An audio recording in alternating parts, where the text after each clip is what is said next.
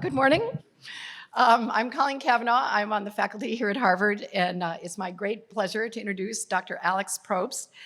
Alex did his PhD at the Archaea Center, so we're moving into another, I don't know if it's called a domain now still, I can't keep up, in Regensburg, simultaneously working as a bioinformatician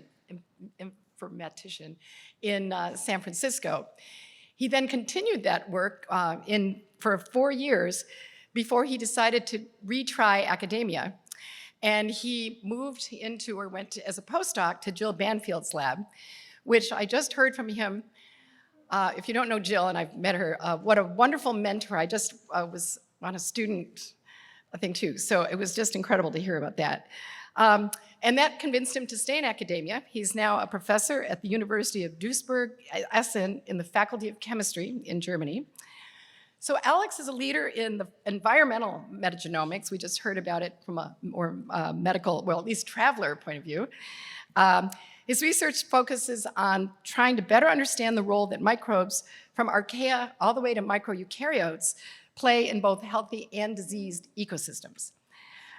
Because most microbes, as we know, have so far eluded cultivation, he and his lab use metagenomics, transcriptomics, it's more omics, proteomics, and lipidomics to learn about the relative roles and activity of different microbes in different ecosystems.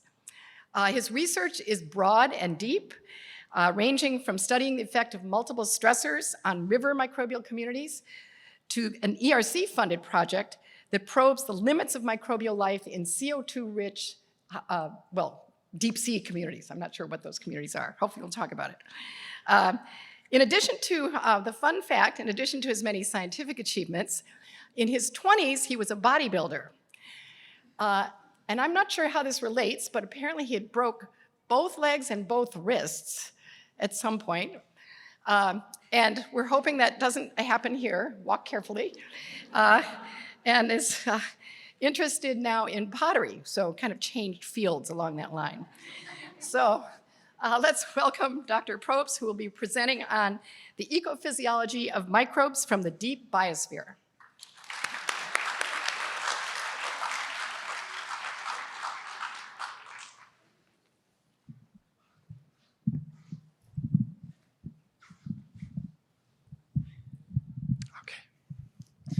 Thank you, Colleen, for the nice introduction, and thank you so much for inviting me to talk here today. I'm actually really excited to share a story about the deep biosphere and, as Colleen mentioned, about microbes living under high CO2 conditions. I would also like to thank, and this is the main reason why I'm actually here in my lab, particularly the grad students, the postdocs and technicians in the lab, and the many funding agencies that actually make our research possible.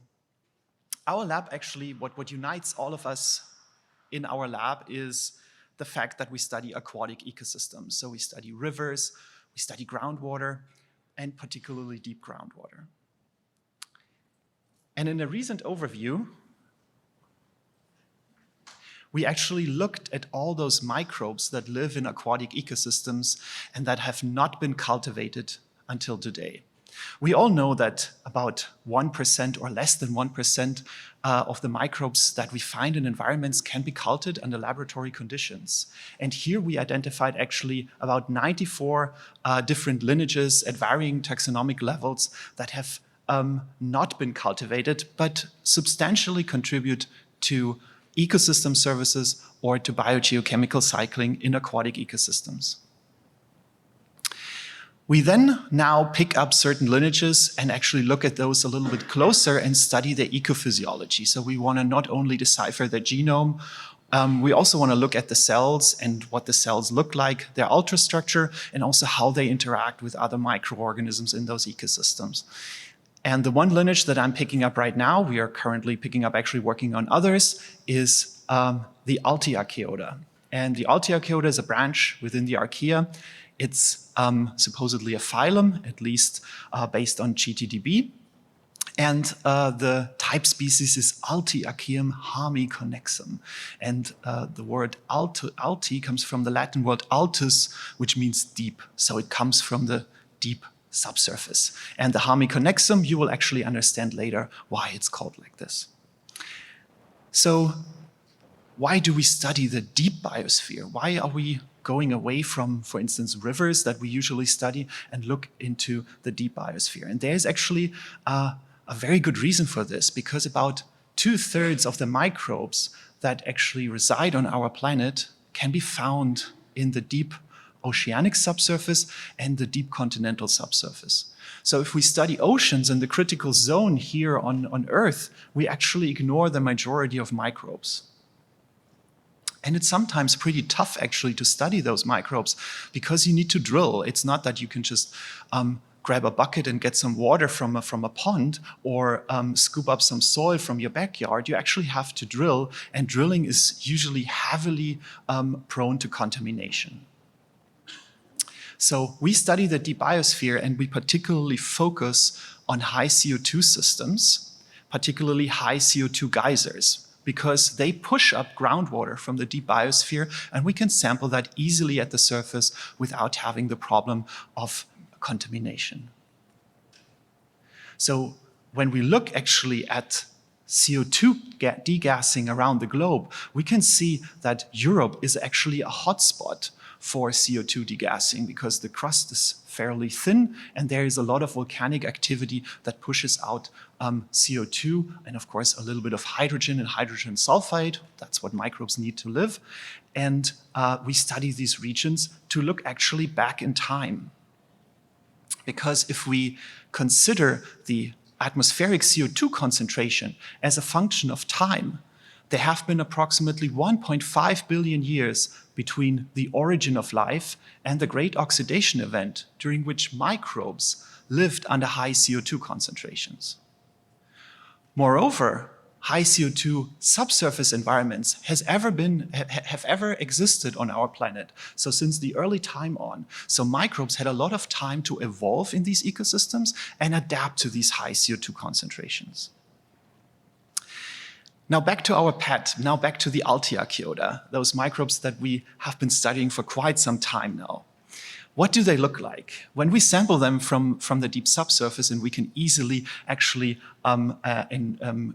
retrieve them as biofilms, they appear as a spherical cell with many cell surface appendages that you can see here on the outside, several hundred actually per cell. And they form a very dense biofilm. And those biofilm droplets, when we find them in the deep subsurface, they actually are about 90 to 95% only comprised of these Archaea. And there are only very, very few other organisms in there. If we look at them in the scanning electron micrograph, you can see that they are regularly spaced in their distance to each other. And the distance is approximately 4 micrometers. And I get to why this is exactly 4 micrometers. And the cells, the spherical cells, have a diameter of approximately 0.6 to 0.8 microns. If we look at the ultra-thin sectioning of the cell, we can see the biofilm matrix surrounding those archaea. And here we have the FTS set that is involved in cell division. So this is a dividing cell with the chromosomes here at the poles. But interestingly, they have a double membrane. And there are not many archaea actually known that have a double membrane. So there are the Archaea, there is Ignicoccus, and there is some Methanomycelicocalis that are known to have double membranes.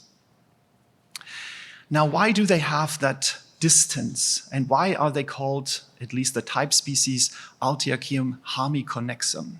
And here you can already see the word hemi. So hemi stands for the Latin word hook, hamus, which actually is the outside self-surface appendage that those microbes have. So you have a nanograppling hook at the end and a basal barbed wire structure.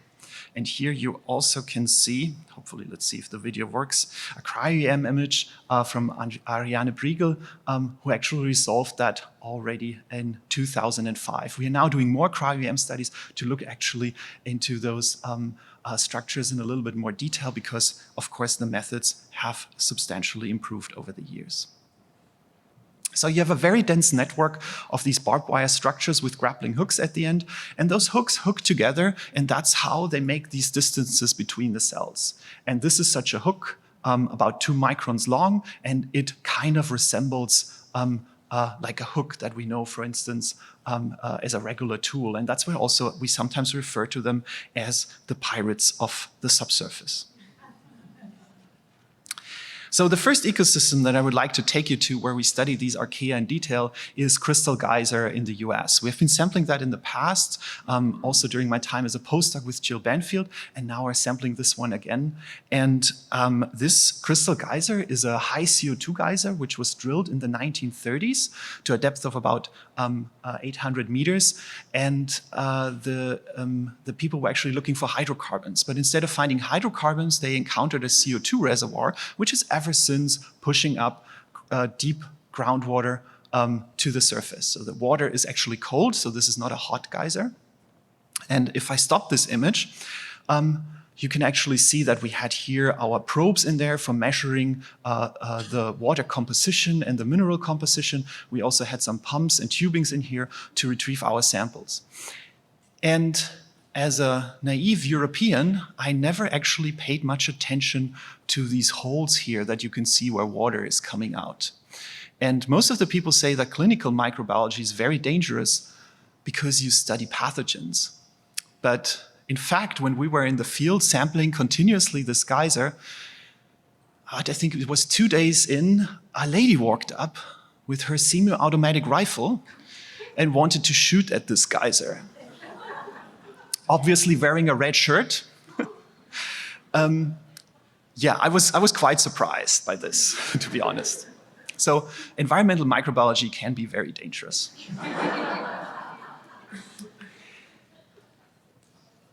We actually figured out that this drilling intersected 3 different aquifers, and each one of them had a different microbial community. And in each of the communities, a different CO2 fixation pathway was prevalent. It was either the CBB pathway or the reverse TCA cycle. And in the very deep one, which was anoxic, it was actually the Wood-Lindow pathway.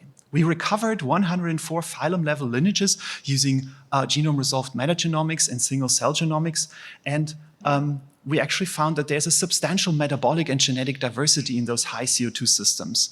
And using modeling of replication rates of these organisms, we were actually able to see that the activity in such a high CO2 environment is pretty similar to the critical zone. So the deep biosphere can be very active. We also found small viruses and giant phages and many symbiotic interactions. Particularly here, there's a huge branch of the candidate phyla radiation or Pataski bacteria, which are described as mostly symbionts. And many of the scientists here are working on those Pataski bacteria, or CPR as people call it. And one interaction that we actually found in this high CO2 geyser were again the Alti-archaea. And those Alti-archaea, here you can see them in a fish image, were attached or had attached other cells, so-called Huberi-archaea. We named them Huberi-archaea after Robert Huber, who initially discovered in the early 2000s the Alti-archaea. And at this stage, you might be wondering, what are Alti-archaea actually doing? What's their metabolism? So here on the one hand side, I hope this is good visible at your end, there is the membrane of the Alti-archaea. And Alti-archaea metabolism is actually fairly complete, although they are phylogenetically situated in the dependent superphylum. So they are carbon fixers, and they fix carbon using a modified Wood-Lindow pathway. Modified because it doesn't use the factor 420. Instead, it uses NADH, so the bacterial analogon of that. And it likely generates energy from hydrogen oxidation because it actually has hydrogenases encoded in the genome. And when we analyzed actually the membranes or the isotopic composition of the membranes, we actually saw that it is really fixing organic carbon. On the other hand here, we have that symbiont that we visualized.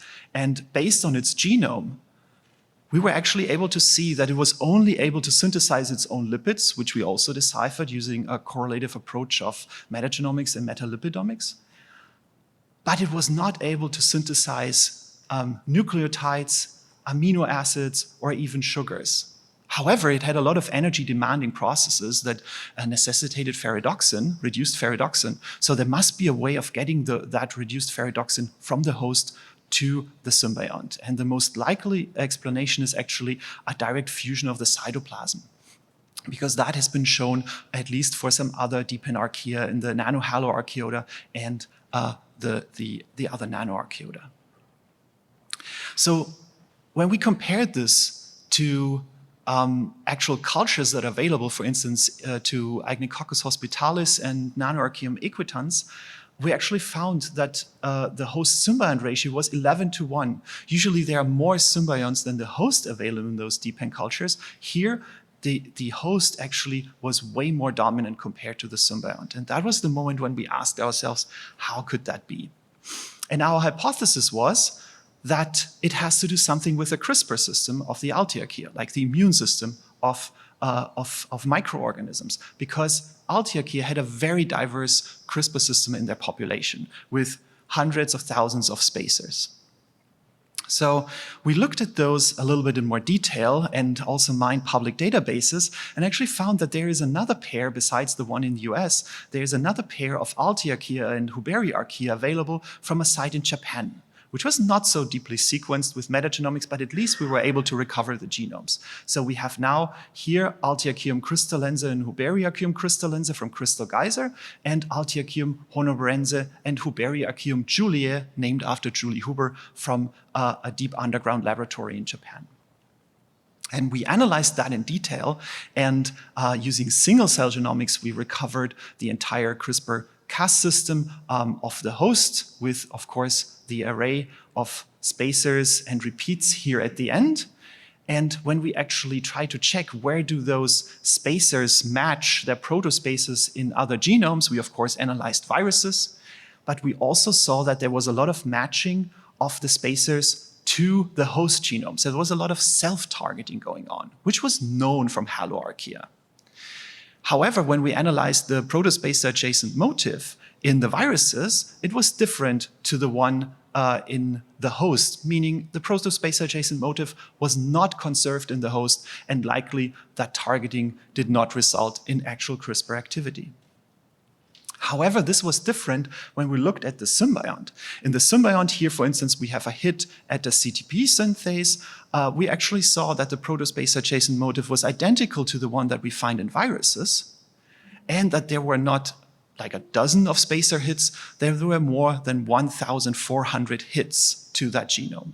And that was very convincing to us to actually postulate a new function, at least ecological function, of CRISPR-Cas systems in those ecosystems.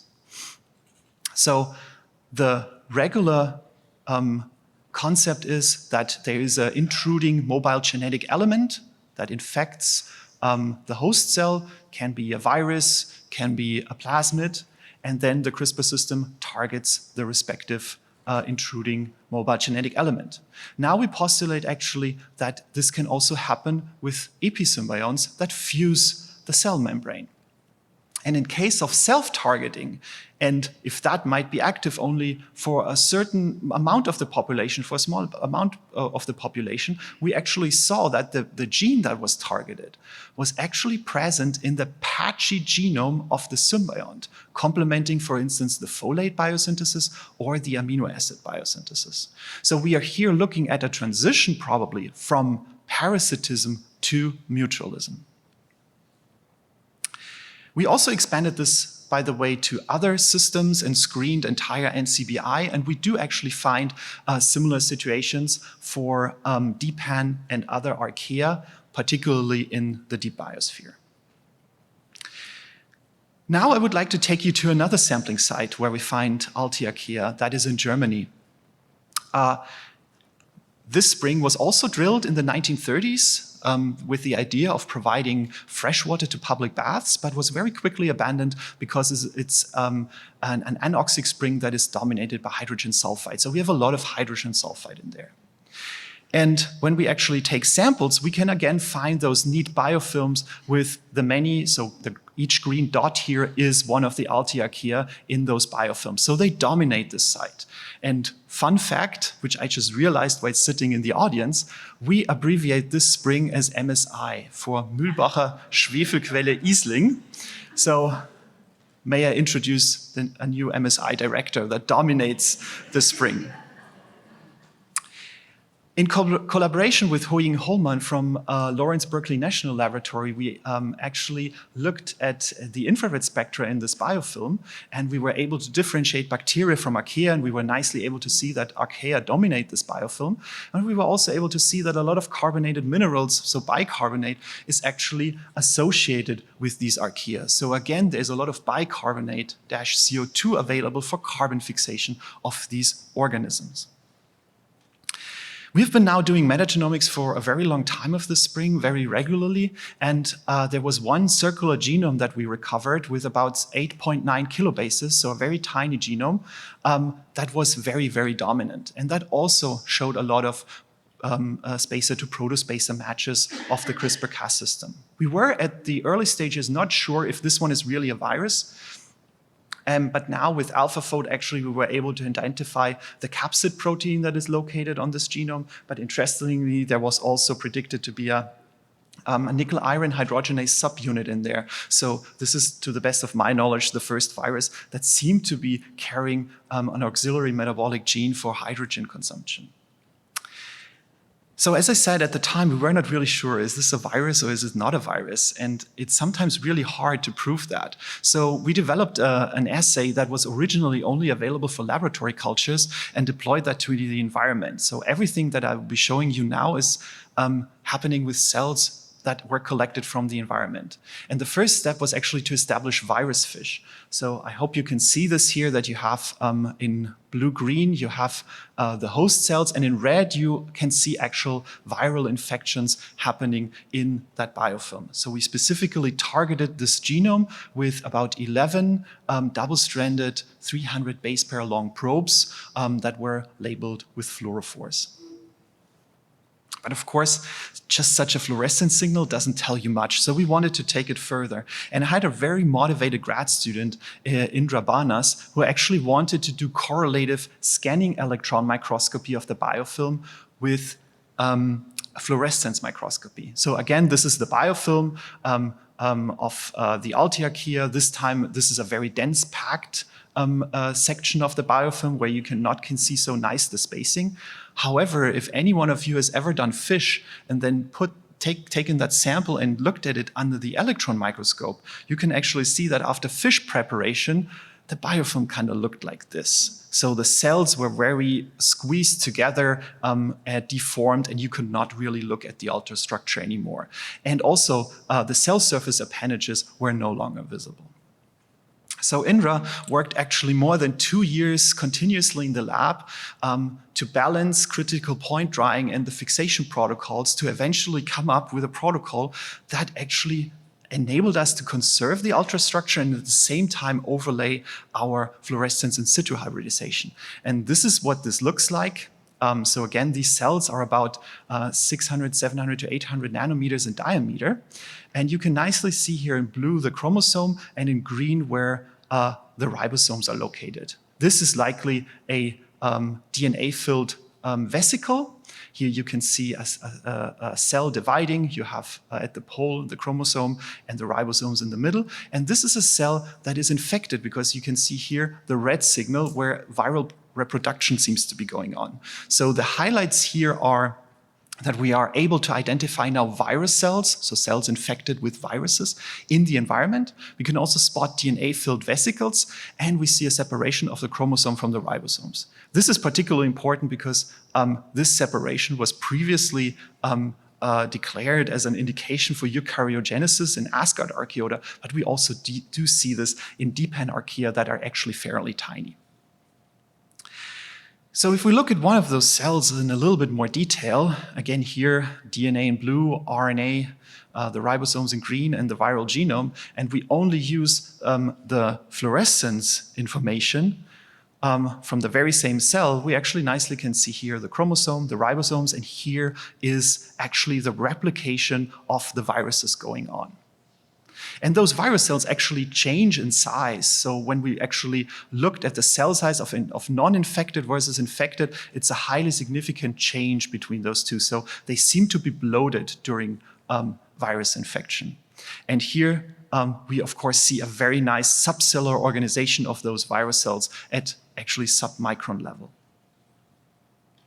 If you want to repeat such an experiment, we have actually made sure that it's highly reproducible. So the very original lab protocols for virus fish on EBD dishes and SEM preparation of the slides are available along with the publication. And we are very happy, actually, if you would like to do that yourself, depending on the environment, if you contact us and we can help you with probe design and also, of course, with getting started with the fish. And we've now of course, a lot of collaboration since its publication going on across the globe. For the next slide, I would actually like to draw your attention to this cell, which is obviously infected because it has a red signal. And if we look at the different channels, so this is the cell, this is the separation of the chromosomes. Here we see the ribosomes. This is the virus signal. We can actually see at the surface virus-like particles protruding from the surface, which are similar to those that we see in transmission electron microscopy. So this protocol was actually the first that we go from just the bioinformatics prediction of a sequence and a potential infection to linking the uncultivated virus and its virus-like particle to the host. And that is now available. So what are we going to do in the future? Of course, we keep studying our Altearchaeota before we move, what means before we actually in parallel move into studying other branches of aquatic microbes. And one task was actually to recover the full genome of those Altearchaea. Why is that important? In the past, we have done terabase of sequencing on those ecosystems, and we were never able to recover a good genome from those microbes. And we think now that we have figured out why that is, and we were only able to close this genome from another high CO2 geyser in Germany, which is, by the way, very German because you have a remote control and you can click it and it erupts. So it's an engineered geyser, also tourist attraction. And this circular genome actually has more than 30 different transposons from at least 7 different families, and we actually see that the genome keeps rearranging over time. And we are now actually investigating how this relates to the vesicles that we see, if they are carrying transposons, and how the genetic exchange between those organisms takes place.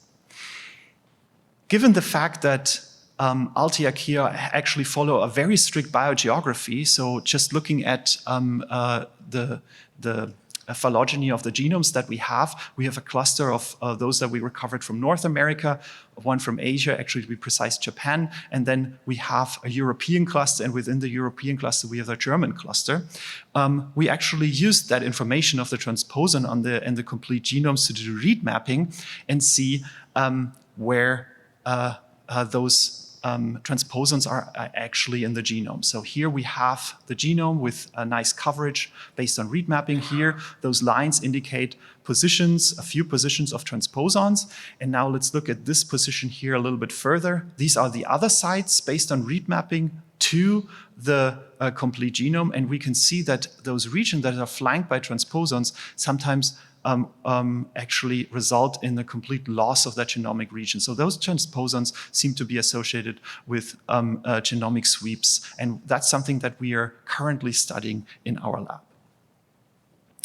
So the take-home messages today are that there are aquatic ecosystems that harbor a substantial amount of Earth's microbiome, and there are a lot of uncultivated prokaryotes that we actually need to study. We need to study the ecophysiology and what they are doing to be able to understand ecosystem services and also their involvement in biogeochemical cycles. I was able to show you that the deep biosphere can have complex microbial interactions going from viruses to deep interaction with parasites, with dependent parasites that range also from mutualism to parasitism, and we saw a transition between those. At the same time, I was able to show you that there is a virulent virus with a lytic life cycle infecting organisms in the deep biosphere, which is actually breaking a paradigm because in the past, scientists have always claimed that lysogeny is the preferred life cycle of viruses in the deep biosphere. The symbiont interaction, host interactions likely involve CRISPR-Cas systems and their defense because we see a lot of spaces matching the symbiont genome. And I also showed you that virus interaction reshape the cellular organization at submicron levels in those virus cells.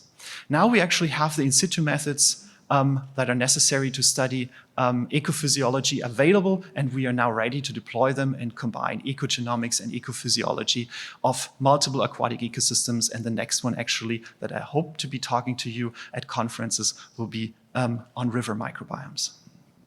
With that, I would like to thank my entire team, which is only partly here. There are a few people missing, particularly Indra Banas for the correlative microscopy, Sophie Simon, who deciphered the complete genome of Altiacea, Christina Moraro, who is the mastermind behind virus fish and the probe design for it, and Sarah Esser, who did the the host-symbiont interaction analysis that is unfortunately not on this picture. And with that, I'd like to thank you for your attention, and I'm ready to take questions.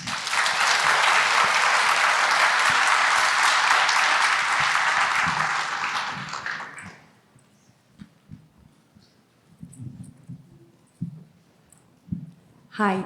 Hi. I thought it was amazing. Thank you. I wanted to ask you if you think these imaging techniques you're using for prokaryotic virus could be scalable to use it in eukaryotic viruses to help research in infectious diseases? So you're talking about the virus fish method, if we could use that in, oh, absolutely, yes. So as I mentioned, Christina Moraro is the mastermind, the slides are gone, is the mastermind behind virus fish. And as a senior scientist, she has also actually tried to establish that for COVID, for instance. And it does work, and she can actually see the viruses in the eukaryotic cells. So how that then translate to all the possibilities that we can explore with that, I cannot answer that question because I'm not so much into eukaryotic viruses, but the technique definitely works. Now, can you say a bit more about these, the grappling hooks of these pirates of the deep biosphere? Normally, when pirates have grappling hooks, the ships come together, and yet your cells are repelling each other. Is that because some chemotaxic signal is causing them to each seek out their own patch of nutrients? What's going on there? You mentioned a lot of good words in there, including the chemotaxis. So those nanograppling hooks, first of all, they consist of one single protein. That's what they are built out of. This is secreted by the SEC pathway very easily. But below actually the anchor of the hooks in the cell, there is something that we see in electron microscopy that does look like chemoreceptors. What their actual function is, we don't know yet. However, the cells, at least to what we see now, seem to be communicating somehow.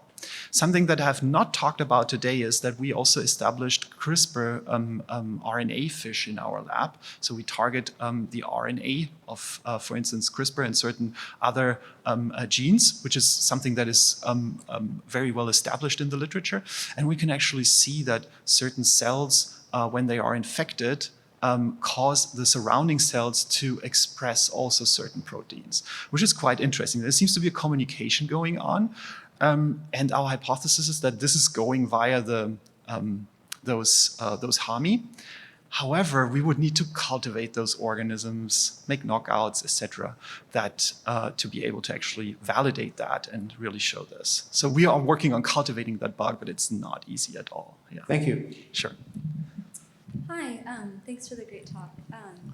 I'm curious about sort of from one geyser, how you are differentiating between the subsurface communities between the three different aquifers and how you were able to sort of pick those out from one source. Okay, yeah, so that was actually quite difficult to do. It's published, so you can read about it in the respective paper. But in a nutshell, there was a control drilling next to it. So we had actually the profile, the mineral profile, across depth. And when we analyzed the water that was coming out, we also analyzed the mineral composition. And with that, we could actually relate it back where the majority of the water is actually coming from. And that's and then we ran a complex analyses with some modeling. So we did some bio-NVs with the compositions and so on. And the only explanation that we had for the changing community over 5 days, so it was 5 days of consecutive sampling, was time. And over time, we could see that the water composition changed that related to the different aquifers. And that's how we were actually able to dissect that. I think we were able to assign about 70 to 80% of the microbes to the right aquifers. A few, of course, occurred in multiple aquifers. Yeah, but that's essentially how we did it. I'm happy to talk about in detail how we did that and Very cool. afterwards. Yeah. Okay, Alex, thank you for the great presentation. This is Putin from the ADA Foresight Institute. So I have 2 questions regarding to your virus fish. My first question that, of course, amazing picture. So did you use any fiducial beads to co-register their electron microscopy image with the fluorescence images? If we used any software, was that the question? Fiducial beads to co-register because you want to make sure. No. Yeah, so we used EBD dishes that have an engraved, have engraved lines, and then you can easily match the 2 images. Oh, I see. Yeah. The high-grade IBD glass slides, right? Yeah. I see. So my second question regarding your fluorescent images, beautiful image. Did you use any like supra-resolution fluorescent image to acquire that 3 different colors? So yes, we did super resolution microscopy, so SIM. But the ones that I showed were actually done with a regular fluorescence microscope. And when we used SIM, we were actually able to see individual virus particles also on the outside of the cells, which then was the ultimate evidence that this is not a plasmid, because that would not be that prevalent on the outside of cells. I see. But you have no evidence to show that they are a single copy virus, right? No, we don't have. Thank you so much. Sure. Yeah, Alex, fascinating talk. It's very interesting to see the host versus parasite that was 11 to 1. Because for one of the parasitic life is you need to increase the amount as much as possible. And for the one who adapt the CRISPR system, they should start to expanding. Do you have any other thoughts? Because if you constantly in the 11 to 1, they should be eliminated down the road. Yeah, so there is self-targeting happening of the CRISPR system.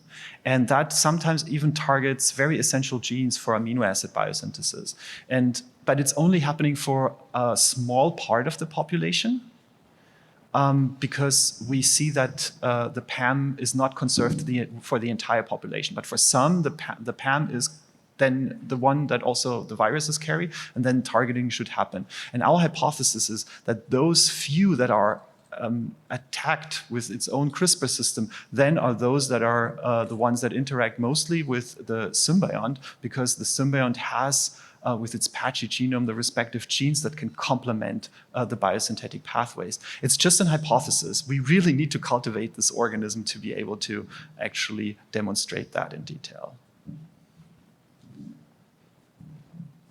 I'm just curious, since you don't have it cultivated, do you have any sense or estimates of doubling times in the locations where they are? And what do you think about, if you have that, what's the viral replication time relative to the doubling time estimates?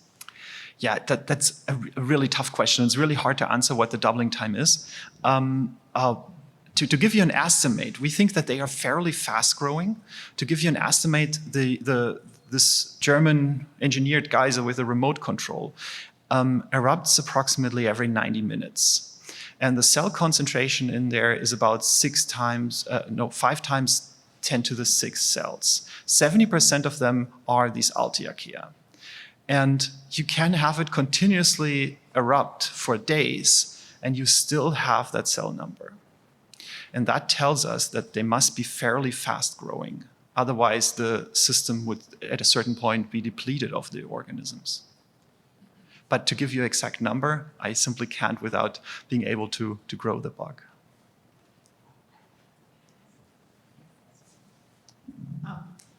This is the last question. I take President. I'm just curious about the 4-micron spacing. Do you have any ideas why? Well, That's just yeah, I mean, the humus, the cell surface appendage is about 2 micron. And if you connect two of them together, it's 4 micron. Sure. But why that exactly is 4 micron, I have no idea. Maybe it's because of having a nutrient flow through the biofilm. That could be something. But I cannot answer that question. all right. Is there a 0.24 second question?